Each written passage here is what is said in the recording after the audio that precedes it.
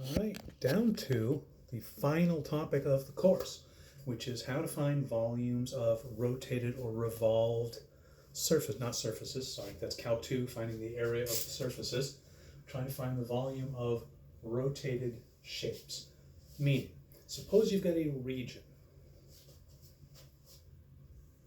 just like we've been looking at. We've been talking about areas of regions or area under curves. We have a region here, and we're going to spin that around the x-axis, almost like it's made of paper or something and on a wire. The x-axis is a wire, and you twirl that between your fingers. You're going to get this blurry, sort of solid shape here. And if you were to cut that in cross-section, you'd always get a circle. How are we going to find the volume of this?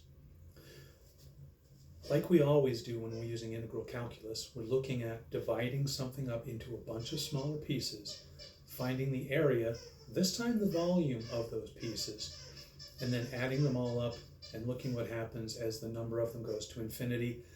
We don't bother talking about that, right? We add them all up and then we look at the limit and blah, blah, blah. We replace that with the integral sign.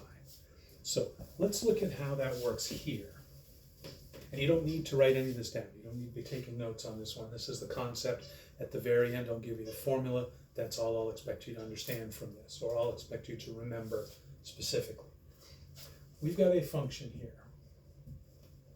And it's created by this process of revolution. We've got a shape that's round in cross-section. If we cut this up into pieces like we did our flat two-dimensional regions, we're not going to get rectangles. If we cut this up into pieces, each piece is going to be a disc, right? Sort of a little round slab. And that may not be a surprise, given that this is disc lecture number 1. Each one of these is going to give us a disc. Sometimes the disc is fairly small, sometimes it's bigger, but it's always going to be a disc, and it's a disc like our rectangles were rectangles, right? Our rectangles never had a rectangular top. They were always sort of tilted. Same thing here. This isn't actually a disc, but close enough. What is the volume of this disc? Well, mathematically, this would be a cylinder, right? And the volume of a cylinder is the area of the base, pi r squared, times the height. Now, if we think about where this comes from, if we think about the fact that this is a piece that came out of this shape here, pi is pi. The radius of this piece, the distance from the center out to the rounded surface, is the distance from the x-axis up to the function. And that is the value of the function, right? That would be the value of the function at the representative x value, blah, blah, blah, we talked about before. All we need is x there, or not x, f of x. So the radius is just the value of the function, and we're going to square that. And then the height here, we've got the radius, the height is just the distance between the two circular parallel faces, the bases, and in our diagram here, where that comes from is how thick that slab is. And that corresponds to how wide our rectangles were. That's our dx.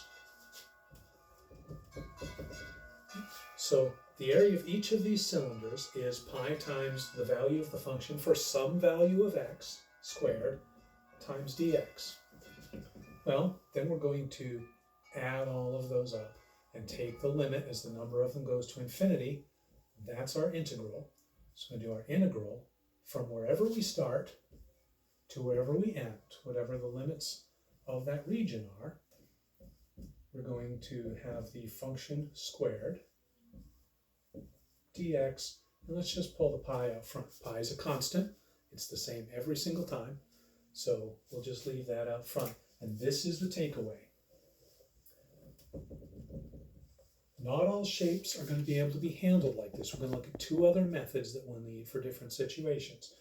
But when your region spun around the x-axis, and we're only going to worry about rotating about the x-axis, can be sliced into discs, into cylindrical pieces like this, then you can find the volume of this shape by multiplying pi times the integral from the beginning to the end, the function squared, dx. The dx allows us to do the integration, and it represents the width or the thickness of those slices. Okay, make sure you understand the idea here, and we're going to come back and do 2 or 4 more of these problems. See you next time.